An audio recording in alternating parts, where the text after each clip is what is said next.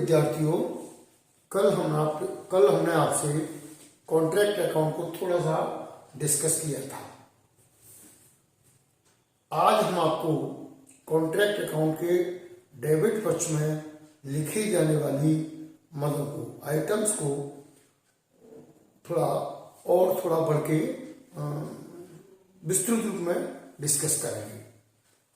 Debit पक्ष में लिखा जाने वाला सबसे पहला जो मद होता है, जो आइटम होता है, वो मटेरियल होता है।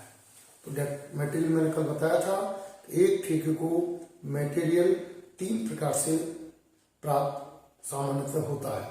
नंबर 1, ठेकेदार उस पर्टिकुलर कॉन्ट्रैक्ट के लिए कोई सामग्री डायरेक्ट बाजार से क्रय परचेज करे, तब डेबिट में लिखते हैं हम टू मटेरियल परचेज्ड या टू मटेरियल। नंबर 2, कभी कभी कुछ सामग्री हम दूसरे ठेके से भी प्राप्त करते हैं, तो तब हम लिखते हैं to material from other contracts. और तीसरे, हम सेंट्रल स्टोर से, सेंट्रल स्टोर में कल आपको बता दिया था, सेंट्रल स्टोर से भी सामग्री इशू कराते हैं, तो लिखते हैं डेबिट में to material issued from store. इसके बाद जो डेबिट पक्ष का मुख्य मद है, वो है प्लांट। प्लांट के संबंध में एक ठेके पर हम किस प्रकार लेखे करें, इसके लिए लेखे करने के लिए हमने प्लांट को 2-3 कैटेगरी में बांटा है। नंबर 1, वे प्लांट, जो प्लांट पूर्ण रूप से उस कॉन्ट्रैक्ट पर, उस ठेके पर इशू किए जाते हैं। ऐसी स्थिति में उस प्लांट की पूरी कॉस्ट हम डेबिट साइड में टू प्लांट इश्यूड के नाम से लिख लेंगे। फाइनेंशियल ईयर के वर्ष में अंत में हम उस प्लांट का वैल्यूएशन करेंगे और उस प्लांट की जो वैल्यूएशन होगा उसको क्रेडिट साइड में बाई प्लांट इन हैंड या प्लांट ऑन साइट। ऐसी स्थिति में इसका डेप्रिसिएशन हम डेबिट पक्ष में नहीं लिखेंगे। दूसरे ये भी हो सकता है कि कोई प्लांट पूरे वर्ष उस ठेके पर इशू नहीं किया जाए। वर्ष में जितने दिन उस प्लांट की आवश्यकता हो, उतने दिन हम उस प्लांट को ठेके पर ले सकते हैं। उदाहरण के तौर पर मान लीजिए किसी ठेकेदार के 3 या 4 ठेके चल रहे हैं। एक रोलर जानते हैं, जिसको सड़क कूटते हैं, एक रोलर है ठेकेदार के पास, तो जिस ठेके पर जब जरूरत हो वो रोलर वहां चला जाता है। माना कि वो रोलर एक वर्ष में, एक पूरे वित्तीय वर्ष में उस ठेके पर 73 डेज प्रयोग होता है। ऐसी स्थिति में हम उस रोलर का 73 दिन का डेप्रिसिएशन कॉन्ट्रैक्ट अकाउंट के डेबिट में टू डेब ऑन प्लांट करेंगे। अब बात आती है 73 दिन का डेट या 73 दिन का डेप्रिसिएशन कैसे कैलकुलेट करें। इसके लिए मैं आपको यह बताता हूं। सबसे पहले हम डेप्रिसिएशन ऑफ 1 ईयर निकालेंगे, cost minus scrap value upon life in years. 1 साल का जब डेट निकल आएगा उसको फिर हम इंटू 73/365 कर देंगे। एक तरीका तो 1 वर्ष का डेप्रिसिएशन निकालने का यह है। दूसरा तरीका और हो सकता है, कभी कभी प्लांट की कॉस्ट आपको दे रखी हो और डेप्रिसिएशन की दर दे रखी हो। क्या दे रखी हो? रेट। अब इस संबंध में भी 2 स्थिति हो सकती है। नंबर 1, रेट के साथ पर एनम लगा हो, और नंबर बी, रेट के साथ पर एनम नहीं लगा हो और नहीं लगा हो।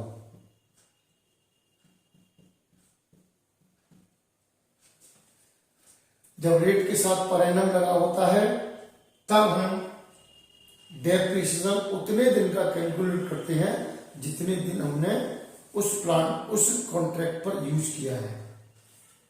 उदाहरण के तौर पर ये कॉस्ट 5 लाख है,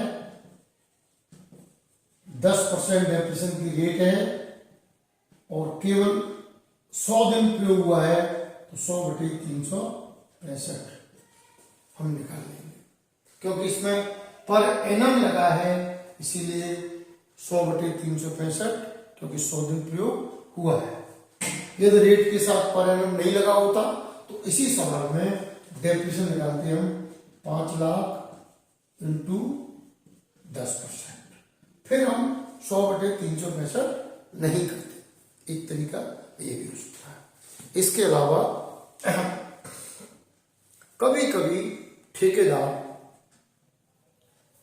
ठेका काम को करने के लिए कोई प्लांट किराए पर लेता है। यदि वो किराए पर लेता है तो उस स्थिति में हम उस प्लांट का डेप्रिसिएशन या प्लांट की कॉस्ट कॉन्ट्रैक्ट अकाउंट में नहीं लिखेंगे। ऐसी स्थिति में हम केवल उस प्लांट का किराया कॉन्ट्रैक्ट अकाउंट के डेबिट पक्ष में लिखेंगे, टू रेंट ऑफ प्लांट।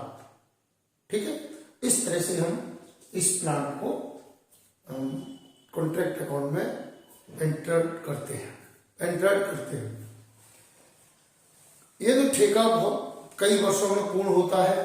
हो सकता है कि पिछले वर्ष जब ठेका बंद किया हो 31 मार्च को, तो उस समय प्लांट ऑन साइट हो, तो ऐसी स्थिति में इस वर्ष जब उसे ओपन करेंगे तो डेबिट साइड में शुरू में लिख लेंगे टू प्लांट इन हैंड या to plant on site bracket में ओपनिंग। ठीक है, ये रहा प्लांट के संबंध में। इसके बाद कुछ अन्य आइटम हैं जो हम डेबिट साइड में लिखते हैं। तो इसके बाद to direct wages, to indirect expenses, to sub contract cost, जो मैंने आपको कल डिस्कस कर दी थी।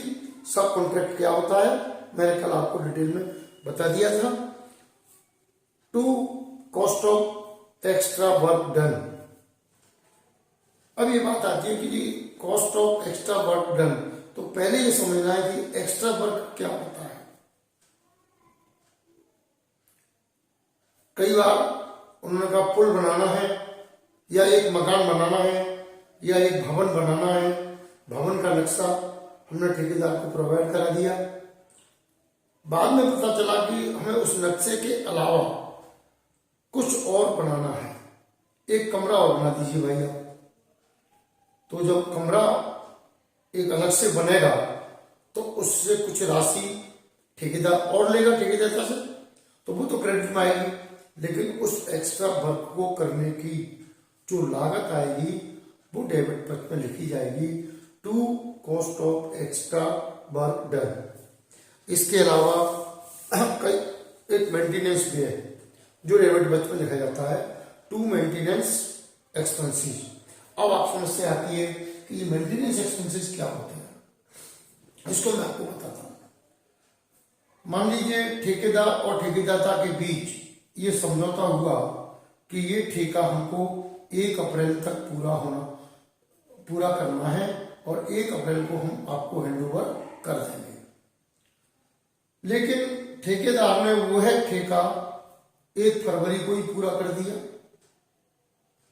ठेकेदार का मना कर रहा है 2 महीने मैं ठेके को हैंडओवर नहीं लूंगा, मैं 1 अप्रैल को ही लूंगा।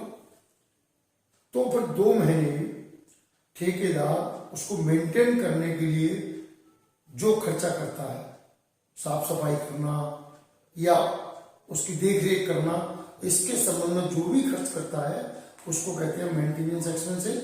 वो डेबिट पक्ष में लिखे जाते हैं। और इन खर्चों के अलावा जरूरी नहीं जो मैंने आइटम बताए हैं वही आइटम उस ठेके पर खर्च हो।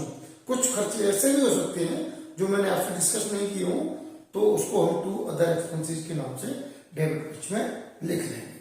ठीक है, तो ये तो आपका लगभग डेबिट पक्ष की सारी मदों का विश्लेषण हो गया। क्रेडिट पक्ष की मदों का भी थोड़ा सा आज हम विश्लेषण कर लेते हैं, फिर हम कल आपको एक सवाल कराएंगे। क्रेडिट पक्ष में यदि ठेका पूर्ण हो गया है तो बची हुई सामग्री हम या तो बेच देंगे या स्टोर को वापस कर देंगे। यदि बेच दी है तो बाय सेल ऑफ मटेरियल, यदि स्टोर को वापस की गई है तो बाय रिटर्न टू स्टोर। ठीक, कॉन्ट्रैक्ट प्राइस आपको प्राप्त हो जाएगी तो बाय कॉन्ट्रैक्ट ही हम क्रेडिट साइड में करेंगे और ठेका पूर्ण हो जाएगा। यदि ठेका अपूर्ण है, कई वर्षों में पूर्ण होता है, तो क्रेडिट साइड में क्या लिखा जाएगा, तो बाय मटेरियल ऑन साइट या मटेरियल और closing stock of material, by plant on site, by plant in hand, फिर by work in progress. Credit work in progress क्या होती है, जो हम काम कर चुके होते हैं उसकी जो लागत होती है। आगे चल के बताऊंगा कि ये भी दो भागों में बटेगी। जो काम हम कर चुके होते हैं ये दो भागों में बढ़ता है, एक सर्टिफाइड, एक अनसर्टिफाइड। जो सर्टिफाइड वर्क होता है इसकी तो हम लेते हैं वैल्यू, और जो अनसर्टिफाइड वर्क होता है इसकी लेते हैं कॉस्ट, और दोनों को मिला के जो बन जाती है उसको कहते हैं WIP, वर्क इन प्रोग्रेस। तो क्रेडिट साइड में वर्क इन प्रोग्रेस लिखी जाती है। सर्टिफाइड और अनसर्टिफाइड को हम नेक्स्ट लेक्चर में डिस्कस करेंगे। ठीक है।